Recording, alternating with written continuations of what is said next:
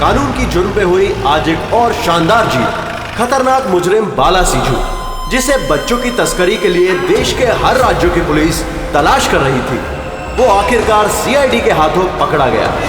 अब सीआईडी की टीम बाला से पूछताछ करेगी और बाला के इंटरोगेशन का वीडियो बना के उसे सबूत के तौर पर अदालत में पेश करेगी, ताकि बाला को सख्त से सख्त सजा दी जा सके।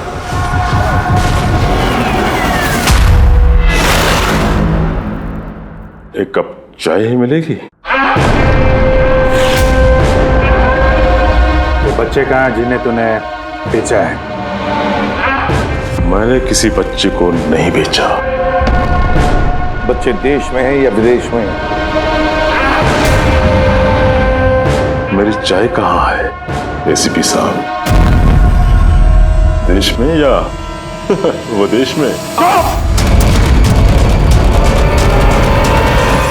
बाला, उन बच्चों को सही सलामत उनके माँ बाप तक पहुंचाने की कसम खाई है हमने। अगर उनको कुछ हुआ ना, तो तेरे साथ वो करेंगे जो तू सपने में भी सोच नहीं सकता।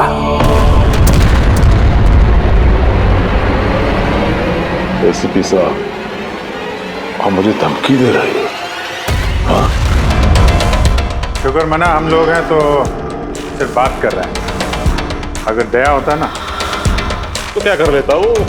ज्यादा से ज्यादा मेरे लिए चाय बना के लाता वो।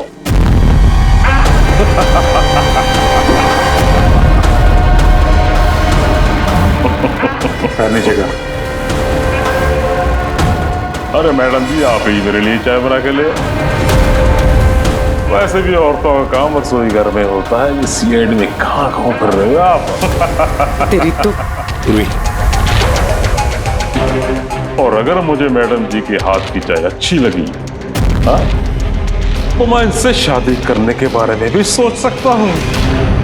वकील साहब, ये हद से ज्यादा बढ़ रहा है। क्यों? तुझे इतनी प्रॉब्लम क्यों हो रही है बे? हाँ? तेरा इस मैडम के साथ कोई चक्कर वक्कर है क्या? ये आपने क्या किया? मेरे क्लाइंट पे हाथ उठाया आपने?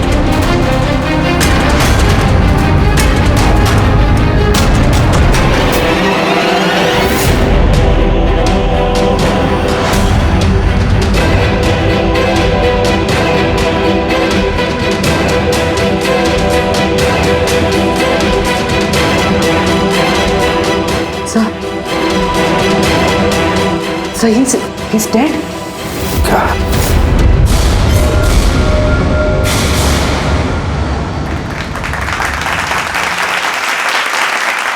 Good evening ladies and gentleman and welcome to सवाल जवाब। मैं आपका होस्ट अभय कुमार आपका स्वागत करता हूं। आज का विषय या डिबेट है कि क्या हमारे देश में कानून के रखवाले कानून से बड़े हैं? आप सब लोग ने हाल ही में इस केस के बारे में सुना होगा, जहां सीआईडी के सीनियर इंस्पेक्टर मिस्टर अभिजीत पर बाला नामक एक क्रिमिनल की मौत का इल्जाम लगाया गया। इसलिए आज हमारे साथ मौजूद है खुद senior inspector Abhijeet from the CID bureau, उनके साथ ही ACP Pradyuman ji, welcome sir, और senior inspector Daya CID bureau से। हमारे पैनलिस्ट हैं ex army officer mister Ranveer, ex IB officer Sanjeet ji और एक्स जज मिस मंदिरा, और साथ ही हैं क्राइम के सीनियर एडिटर मदन कुमार जी, और साथ में मौजूद हैं और सीनियर जर्नलिस्ट और ह्यूमन राइट एक्टिविस्ट। तो मैं शुरू करना चाहूंगा ह्यूमन राइट एक्टिविस्ट से। कहिए, इस केस के बारे में आपका क्या कहना है? इनके जैसे ऑफिसर्स की वजह से ही कानून का नाम खराब हो रहा है इस देश में। बिल्कुल ठीक। हाथ में गन या ताकत क्या आ जाती है, इन्हें लगता है कि अपने मनमर्जी करेंगे और मानव अधिकार की धज्जियां उड़ा देते हैं इन जैसे कानून के रखवाले। हाँ, मैं तो कहता हूँ कि इन पुलिस वालों से गन ही वापस ले लेनी चाहिए। गन चलाने की नैतिकता क्या होती है इन लोगों को समझ में नहीं आती। जी, मैं तो ये कहूंगा कि ये लोग सिर्फ राई का पहाड़ बना रहे हैं। बाला सीआईडी वालों के साथ बदतमीजी कर रहा था। अब ऐसे में अगर हाथ उठ भी गया तो इसका मतलब ये तो नहीं है ना कि अभिजीत पर खूनी बनने का ठप्पा ही लगा दें आप लोग। और किसी मुजरिम से होता गलती से एक खून तो क्या आप उसे छोड़ देते हैं या फिर कोई आम इंसान से? नहीं ना। तो फिर जो नियम आम इंसान पे लागू होता है वो इन सीआईडी वाले पे क्यों ना हो? मिस मंदिरा, आप कब से चुप बैठी हैं? इस विषय के बारे में आप क्या कहना चाहेंगे? अभी जी मैं चुप इसलिए हूँ क्योंकि जिस सीआईडी टीम की बहादुरी की मिसालें लोग देते हैं उनको आज यहाँ अपमान करना ठीक है क्या? देखिए, मेरे हिसाब से इस बहस का कोई अंत नहीं कि अभिजीत सही है या गलत। ये सब अपने अपने नजरिए पे डिपेंड करता है। अब मैं बात करना चाहूंगा एसीपी प्रद्युमन जी से, जिनका लंबा करियर जो देश के प्रति जिम्मेदारी और फर्ज से भरा हुआ है। इस केस में आप किसका साथ देंगे? सीआईडी के अभिजीत जी का या फिर कानून का? देखिए, आज तक मैं हमेशा कानून का साथ देता आया और आगे साथ देता रहूंगा। इंसाफ होके रहेगा और मैं ये कहने का किसी को भी मौका नहीं दूंगा कि कानून हम सीआईडी वालों के लिए अलग है और आम लोगों के लिए अलग। जब तक इंक्वायरी कमीशन का डिसीजन नहीं आता तब तक सीनियर इंस्पेक्टर अभिजीत सीआईडी की ड्यूटी से सस्पेंड रहेंगे।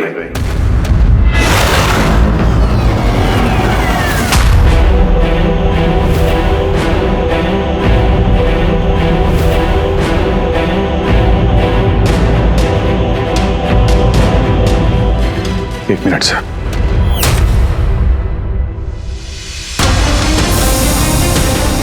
तो मेरे बारे में लोग क्या कहते हैं इससे मुझे कुछ फर्क नहीं पड़ता। अभी आपके मुंह से जो कुछ सुना बहुत तकलीफ हो रही है सर।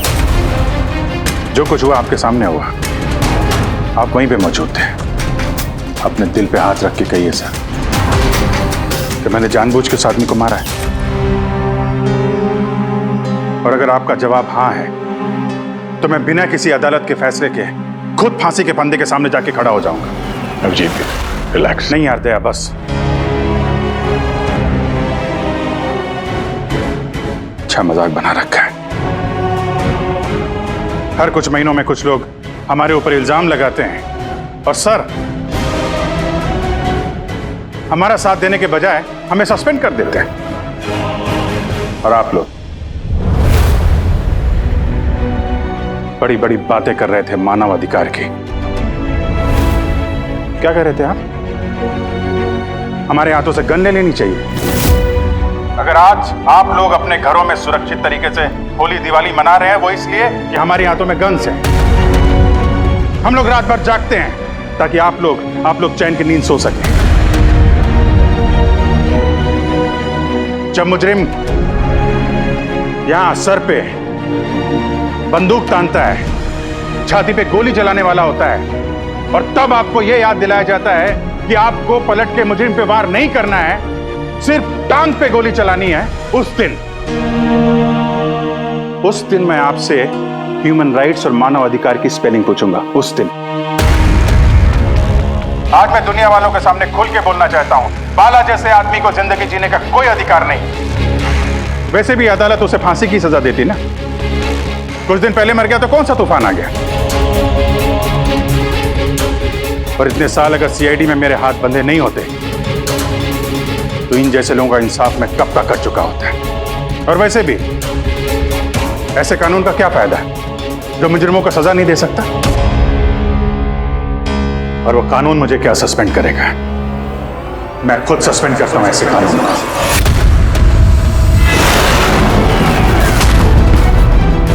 दिल में जज्बा और जेब में इस्तीफा लेकर हमेशा घूमता हूं मैं।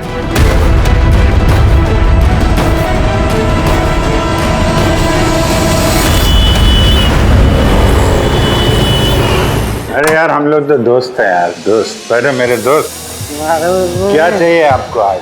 अरे कुछ मेरे दोस्त के लिए लेके आओ यार। आप और हम एक चल चल। जी क्या हो क्या तुम्हें? अरे कौन सी जगह पे बैठे और किस तरह के लोग हैं साथ में? चलो उठो उठो, चलो घर चलो। कहाँ चले? सीआईडी ब्यूरो ही तो मेरा घर था और मुझे वहां जाने की परमिशन नहीं। सर सब ठीक हो जाएगा सर, आप यहाँ से चलिए। सब ठीक हो जाएगा। इससे ज्यादा और क्या ठीक होगा? और अब मैं सीआईडी ऑफिसर नहीं हूं। कोई भी ह्यूमन राइट्स वाला, कोई भी इंक्वायरी कमीशन मेरा कुछ नहीं बिगाड़ सकती। सारे मुजरिमों को एक एक करके मार डालूंगा मैं, और तुम लोग भी मेरा कुछ नहीं कर सकते। और ना वो तुम्हारा एसीपी प्रद्युमन। जाओ उसके पास जाओ तुम लोग, मुझे तुम लोगों की शक्ल नहीं देखनी। जाओ। अभिजीत, तुम होश में भी हो? तुम्हें पता है तुम क्या बोल रहे हो? अरे छोड़ो यार, ये दोस्ती दिखानी थी ना तो उस दिन दिखानी चाहिए। आज ही अपनेपन का ढोंग करने की कोई जरूरत नहीं है। क्या बोला तुमने? ढोंग? तुम्हें ये ढोंग लग रहा है? और क्या? सही है, एकदम सही है। सर जाओ जाओ, तुम भी निकलो।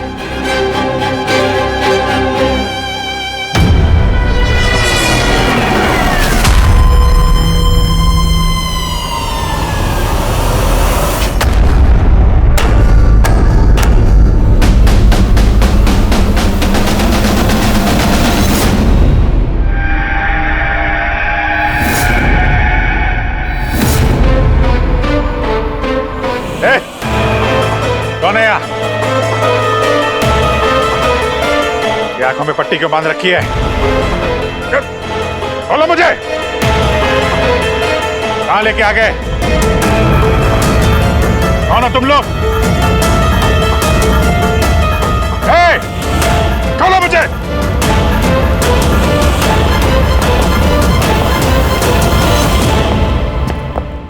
कौन हो तुम लोग? पट्टी खोलो।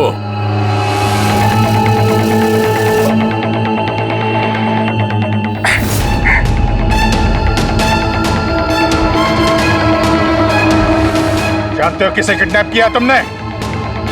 एक सीआईडी ऑफिसर। अभिजीत, अब तुम एक सीआईडी ऑफिसर नहीं रहे। सीनियर इंस्पेक्टर अभिजीत सीआईडी की ड्यूटी से सस्पेंड रहेंगे। डरो मत, तुम्हें हमसे कोई खतरा नहीं। हमें अपना दोस्त समझो। दोस्त? आखिर हो कौन तुम लोग? सब पता चल जाएगा अभिजीत कि हम कौन हैं और तुमसे चाहते क्या हैं। वहां अंधेरे में छुप के क्यों खड़े हो? हिम्मत है तो सामने आओ। हम अंधेरे में इसलिए हैं क्योंकि ये देश और समाज रोशनी में हमें हमारा काम करने नहीं देता। क्या मतलब? हम भी तुम्हारी तरह कानून के रखवाले हैं, लेकिन तुम कानून के दायरे में रह के काम करते हो और हम उसके बाहर।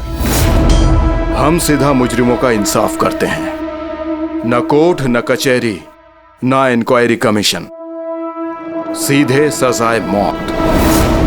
एक मिनट, ये तुम लोग क्या कह रहे हो? मैं कुछ समझ नहीं पा रहा हूं। पहचानते हो इसे? ये तो मालविका है, कहने को सोशलाइट, लेकिन कई आतंकवादी गतिविधियों से जुड़ी हुई है ये। Good, next. Rangan Banga real estate का बिजनेस दिखाने के लिए और उसकी आड़ में ड्रग्स का लेन देन। विलियम? ये तो विलियम है। 7 मर्डर का इल्जाम है इसके ऊपर। That's right. मगर मुझे क्यों दिखा रहे हो इनकी तस्वीरें? मुझसे क्या चाहते हो? बताते हैं। पहले तुम जरा ये बताओ कि अगर तुम्हें ये पता चले कि इन मुजरिमों को कानून कभी सजा दे नहीं सकता, तब तुम क्या करोगे? अगर इनको कभी सजा नहीं मिल पाई तो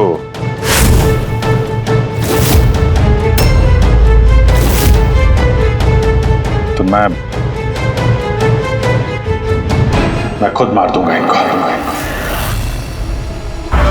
वैसे भी किसी भी मुजरिम को इस धरती पे सांस लेने का हक नहीं है। सबको कुचल के मार देना चाहिए, सबको। Very good. तुम्हारे अंदर हम यही जोश और जुनून देखना चाहते थे। हम तुम्हारा दर्द समझ सकते हैं अभिजीत। अगर बाला गलती से मारा भी गया तो क्या फर्क पड़ता है, था तो वो एक मुजरिम ही ना। अब तुम ही बताओ अभिजीत, इतने सालों की ड्यूटी का ये जो सिला मिला है तुम्हें, क्या ये ठीक है? इनके जैसे ऑफिसर्स की वजह से ही कानून का नाम खराब हो रहा है इस देश में। और मानव अधिकार की धज्जियां उड़ा देते हैं इन जैसे कानून के रखवाले। हाथ में गन या ताकत क्या आ जाती है, इन्हें लगता है कि अपनी मनमर्जी करेंगे। नहीं, बिल्कुल ठीक नहीं है।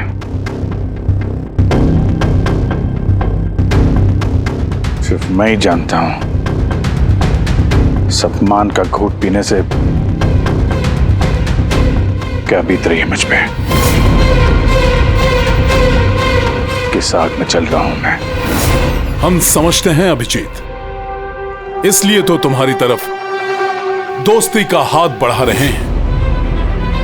हमारे गैंग का काम है उन मुजरिमों का सफाया करना जिन्हें अदालत ने खुला छोड़ रखा है। बनोगे हमारे गैंग का हिस्सा? सोच क्या रहे हो अभिजीत? हमारा साथ दोगे या फिर उस सिस्टम का जिसने अनजाने में हुए एक हादसे के लिए तुम्हें सजा दी? मैं नहीं जानता कि तुम लोग कौन हो, पर जब लड़ाई जुर्म और मुजरिमों के खिलाफ है तो अभिजीत का जवाब हमेशा हाँ है। पर इससे पहले तुम्हें अपनी वफादारी की परीक्षा देनी होगी। वफादारी की परीक्षा? कौन है आदमी? छगन आज तक 5 औरतों को मार चुका है ये, और अदालत ने इसे दिमागी रूप में बीमार करार देकर रिहा कर दिया। लो रिवॉल्वर और चलाओ गोली।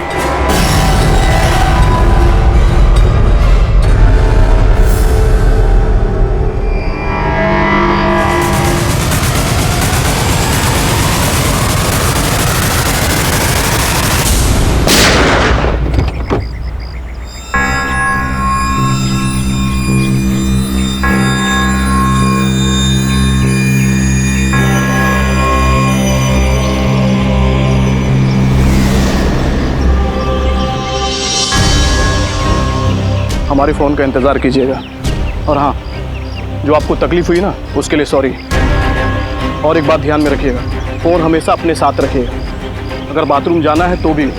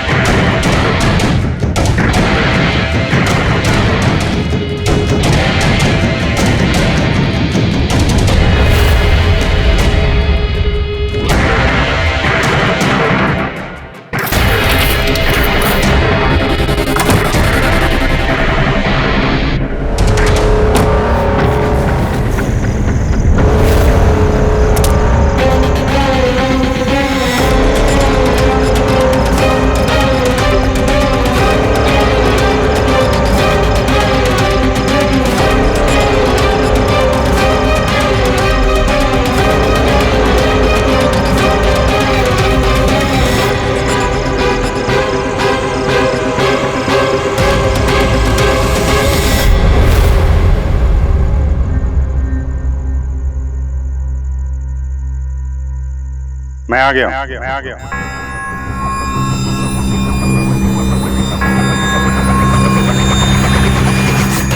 हमारा अंदाजा सही निकला। मतलब जो कहानी हमने फैलाई थी वो मान लिया उन लोगों ने। और चारा ही क्या था, जिस जाल में वो लोग फंसे हैं उसे हमने 1 महीने पहले ही फेंका था। सर, इतने खतरनाक मुजरिमों का एक के बाद एक कैसे खून हो जाना, ये संयोग नहीं हो सकता सर। सर, इन सब मुजरिमों का ये नया दुश्मन कहाँ से आ गया?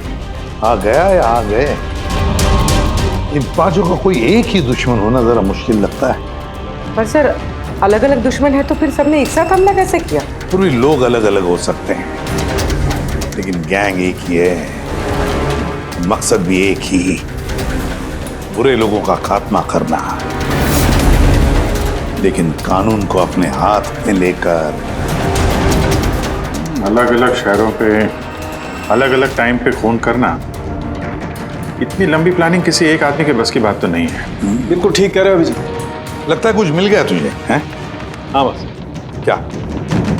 बस इसमें कोई एक खूनी नहीं है, क्योंकि अधिकतर हर एक खूनी का खून करने का अपना एक खास पसंदीदा तरीका होता है, लेकिन यहां पर ऐसा नहीं। ये देखो, इसे गोली मारी गई है, गोली बहुत दूर से मारी गई है, लेकिन गोली सीधी जाकर के दिल में लगी है, 1 इंच भी इधर उधर नहीं। दूसरा, इसे मार्शल आर्ट के किसी एक खास मूव से मारा गया है, बहुत ही खतरनाक, एक झटके में चित।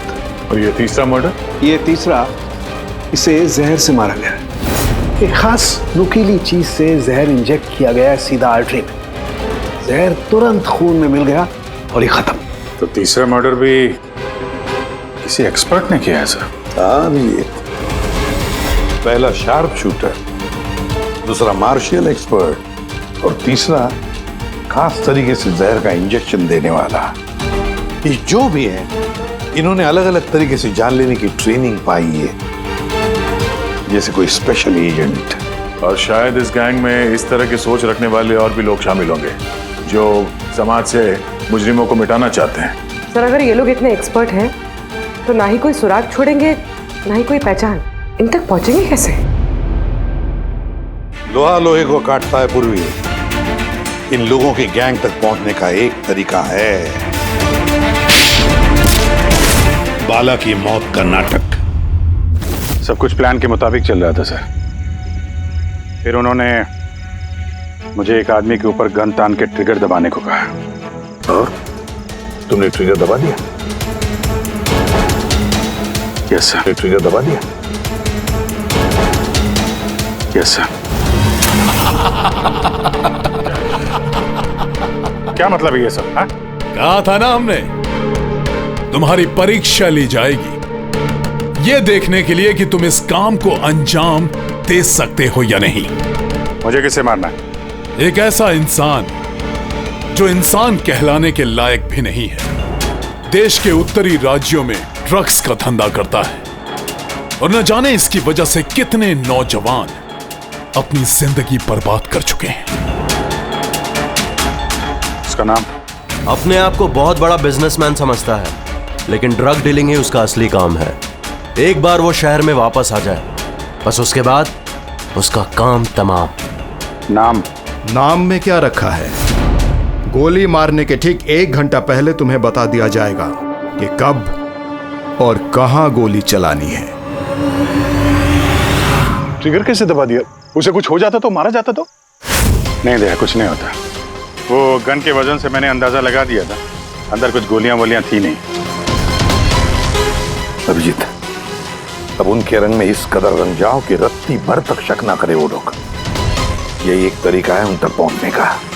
लेकिन इसके पहले वो कुछ बड़ा अंजाम करें। अगर हम उनके अड्डे तक पहुंच जाएं और उन्हें वहां गिरफ्तार कर लें तो? अगर उनके अड्डे तक पहुंचेंगे कैसे? तुम्हारे आंखों पर तो पट्टी बांध रखी थी।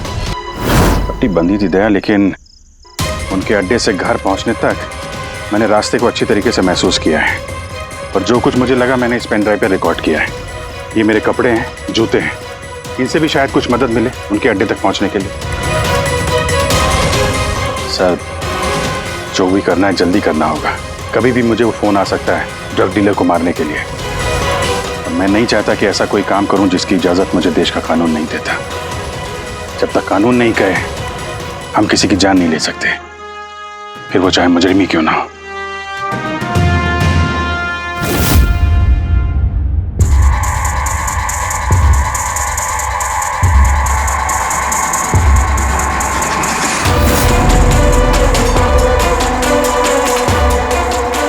से सुनना। कुल मिला के 1.5 घंटे लगे थे मुझे उनके अड्डे से अपने घर आने में। कार की स्पीड 60 के ऊपर नहीं गई होगी। 15 मिनट गाड़ी ट्रैफिक जाम में फंसी हुई थी। 10:15 उस वक्त मुझे किसी की अर्थी जाती हुई सुनाई थी। और हाँ, जब हम अड्डे से निकले थे तो वहाँ कहीं मंदिर में आरती हो रही थी लाउड स्पीकर पे। और कुल मिला के 6 ट्रैफिक सिग्नल पे गाड़ी रुकी थी और कुछ 5 फ्लाईओवर्स थे और हर फ्लाईओवर को क्रॉस करने में करीब 40 से 45 सेकंड लगते थे। रेलवे स्टेशन और एक फ्लाईओवर के नीचे रेलवे स्टेशन था जहाँ पे ट्रेन की अनाउंसमेंट हो रही थी। सर आप अंदर। सर ये देखिए, अनिकेत कुमार सर, सीबीआई ने अभी थोड़े दिन पहले से बातचीत भी की थी। सर देश के कई जगहों पर ये ड्रग्स का धंधा करता है। अभी कहाँ है? सर वो फ्रेडी सर देख रहे हैं। सर ये पैडी है, धान।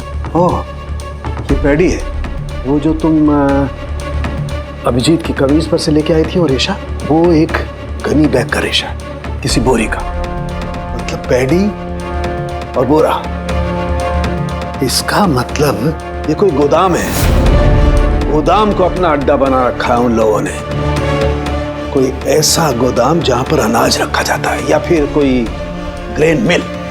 सर ये रूट लिया उन लोगों ने। ये रूट ठीक वैसा जैसे अभिजीत सर ने बताया था, विरार की तरफ जाता है ये। गुरजापुर में। हाँ डॉक्टर साहब,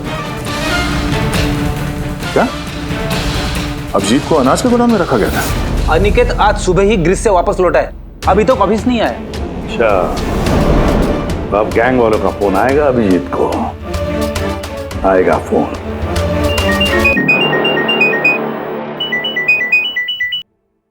हेलो, आपके लिए एक खुशखबरी है अभिजीत सर। जिस घड़ी का आपको इंतजार था वो आ गई है। आज आपके शुभ हाथों से एक मुजरिम को सजा मिलेगी।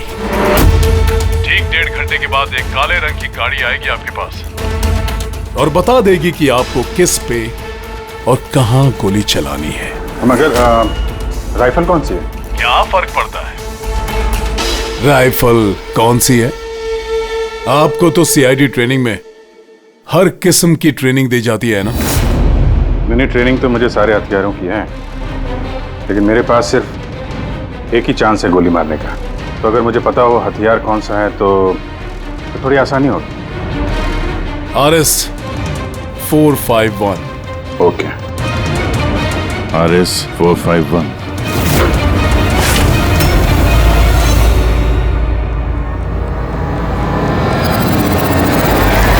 ये क्या कह रहे हैं आप? मेरी जान को खतरा है? फिर तो मैं कहीं जाऊंगा ही नहीं, घर के अंदर ही छुप के बैठूंगा मैं। सारी मीटिंग्स कैंसिल। अनिकेत, घर में छुप कर बैठने से कोई फायदा नहीं होगा। उन लोगों ने ठान लिया है तुम्हें मारने का और वो मार कर ही रहेंगे तुम्हें। बहुत कुछ कीजिए ना, आप लोग सीआईडी वाले हैं, बचा लीजिए मुझे। बचा लेंगे हम तुम्हें।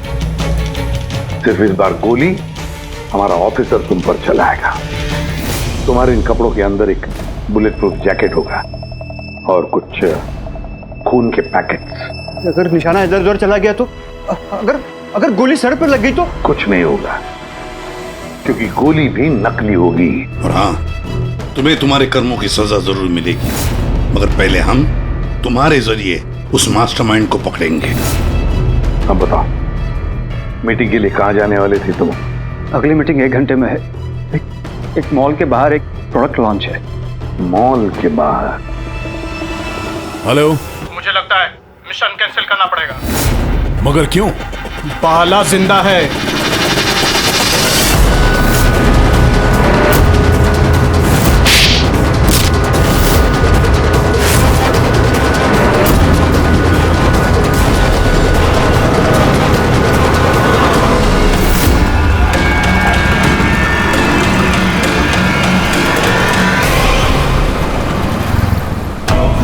बहुत बड़ा धोखा हुआ हमारे साथ में।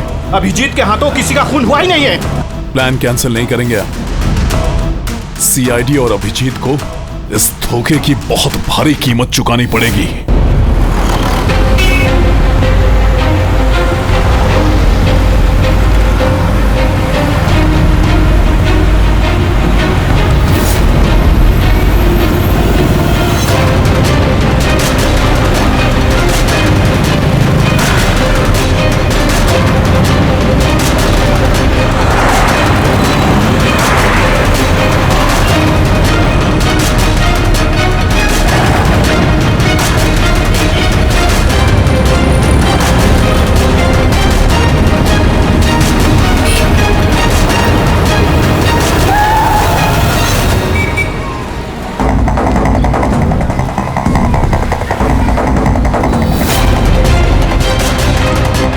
पे वो आदमी आने वाला है।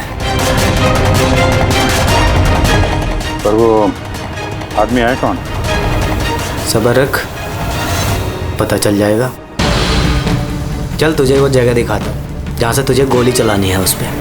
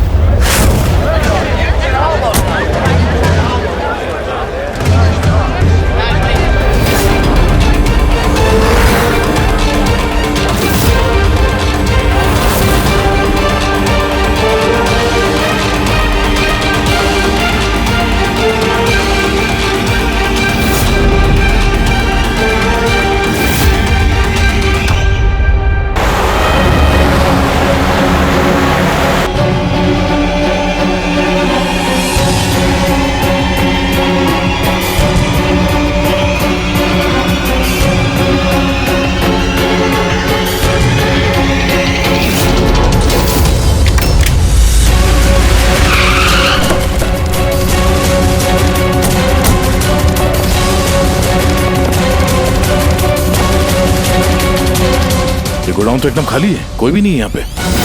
हाँ सर, ये वो गोदाम तो नहीं लग रहा है जिसे हम ढूंढ रहे हैं। ओ भाई साहब, कौन है आप लोग? क्या चाहिए? तुम यहाँ पे काम करते हो? ये गोडाउन को इस्तेमाल कर रहा था क्या? नहीं तो पिछले 2 साल से बंद पड़ा हुआ है और ये गोदाम हमारे बॉस को बेच रहे हैं। अब क्या खरीदने आए? अगर ये वो गोडाउन नहीं है तो फिर कौन सा गोडाउन है?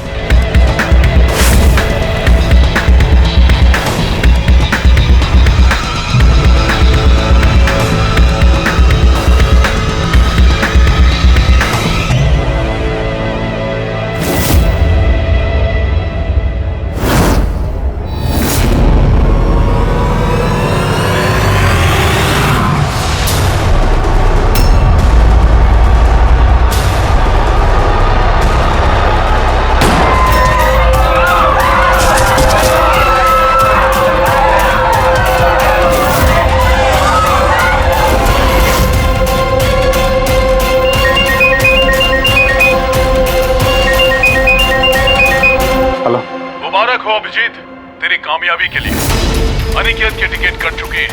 अब बैठो गाड़ी में, मिलकर बधाई दूंगा तुम्हें। ठीक है, आ रहा हूं मैं।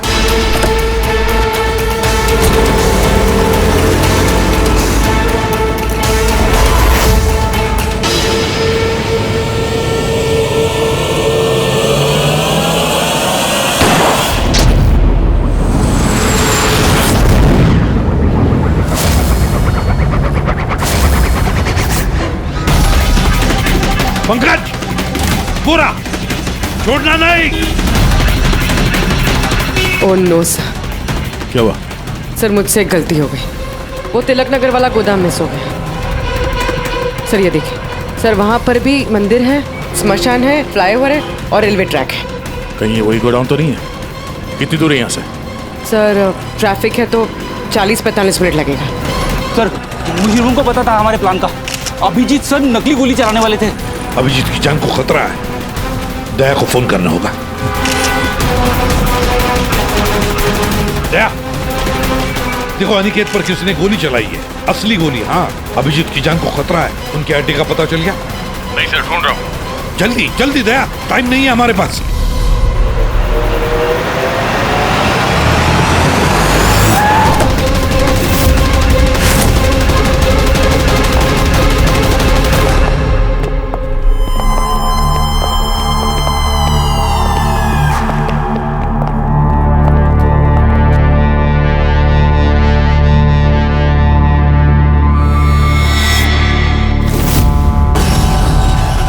बहुत बहुत बधाई हो तुम्हें, वेल डन। अनिकेत के मौत की खबर हर न्यूज चैनल पर छा गई है और अब तुमने हमारा विश्वास जीत लिया है। इसलिए अब हम अंधेरे से रोशनी में आकर तुमसे अपनी पहचान करवाएंगे।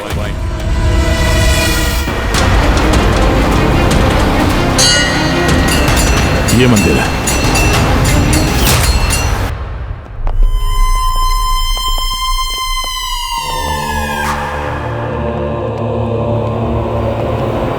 हमारे पैनलिस्ट हैं ex IB officer Sanjeet ji, ex जज miss Mandira, ex army officer mister Ranveer. Oh, तो आप लोग हैं? हाँ, हम। क्यों? हैरानी हुई हमें देखकर? भूल गए उस दिन जब सिर्फ मैंने तुम्हारा समर्थन किया था?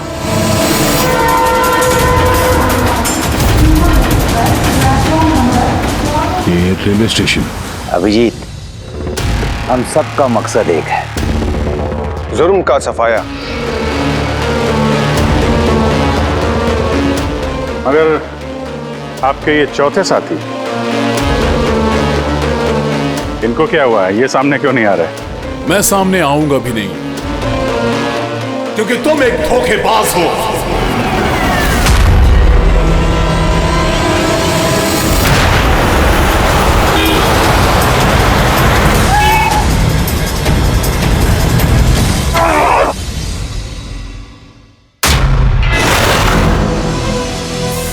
बाला जिंदा है?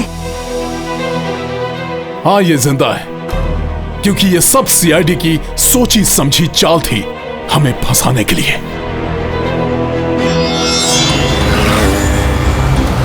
और ये स्मशान भूमि। और अनिकेत? वो भी जिंदा होगा। जरूर इस अभिजीत ने उसे नकली गोली मारी होगी। अभिजीत, इस धोखे की सजा सिर्फ मौत है, सिर्फ मौत। तुम और बाला दोनों मरोगे, दोनों। और तुझे हम नहीं मारेंगे, ये मारेगा। मैं क्यों? क्योंकि एक ईमानदार और बहादुर ऑफिसर को मारना हमारे ईमान के खिलाफ है। चल, तू मार, नहीं तो हम तुम्हें मारेंगे। वो तो आप वैसे भी मार दोगे। नहीं, हम तुम्हें एक और मौका देंगे। चलाओ गोली। ले वाला, पिस्तौल ले। ले।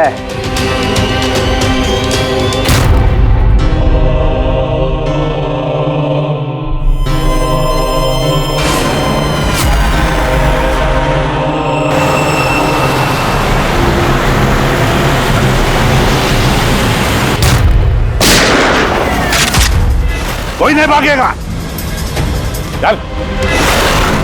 मैं आपका होस्ट अभय कुमार। हम लोगों ने जो कुछ भी किया उसका हमें बिल्कुल अफसोस नहीं। हम लोग भी देश के लिए कुछ करना चाहते थे, जैसे आप लोग करना चाहते हो।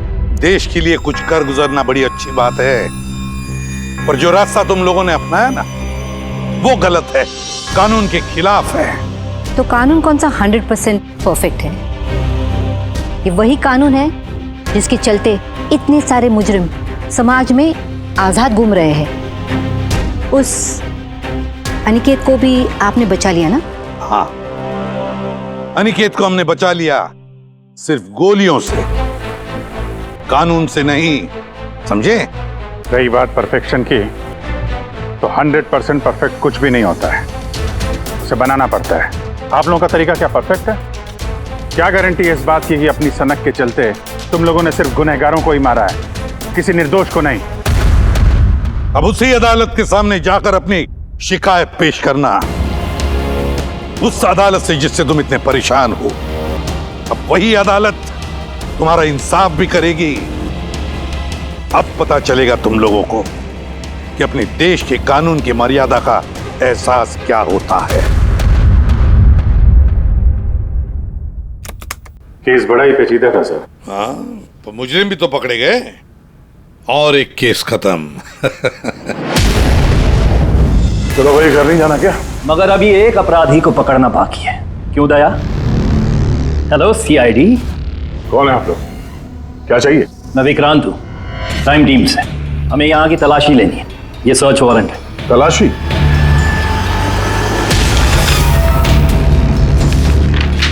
हमारी आप सबसे रिक्वेस्ट है कि आप सब हमारे साथ पूरी तरह से कोऑपरेट कीजिएगा। क्या हम जान सकते हैं कि तलाशी क्यों ली जा रही है? दमन के फांसी वाले केस में आप सबके खिलाफ कंप्लेंट है कि आप सबने एविडेंस के साथ छेड़छाड़ की थी। दया हमारे पास है, हमारी जेल में। तो अगर दया को बचाना चाहते हो तो पहले मेरे भाई को बचाना होगा, वरना ठीक 4:30 बजे ना सिर्फ मेरे भाई को फांसी होगी बल्कि सीनियर इंस्पेक्टर दया भी फांसी पर चढ़ेगा। तलाशी शुरू करो। आप सबके फोन रिकॉर्ड्स भी चेक किए जा रहे हैं। अब आप सब पे कड़ी नजर रखी जाएगी।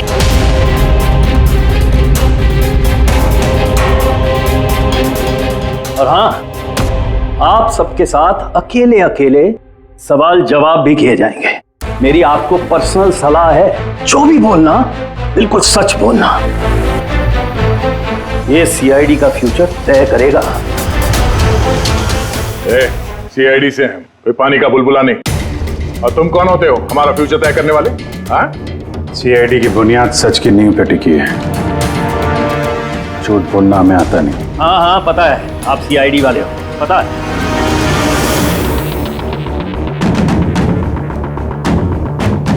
लेकिन आप जो भी हो, कानून से ऊपर नहीं हो। और अब वक्त आ गया है कि आपको कानून की याद दिलाई जाए। ना पता है हमें, हम कानून से ऊपर नहीं, पर हम कानून के रखवाले हैं। कानून के रखवाले हम सीआईडी वाले हैं। और हम गर्व से कहते कि हम सीआईडी वाले हैं। और हमारे खून का एक एक कतरा सीआईडी को और इस देश को समर्पित है।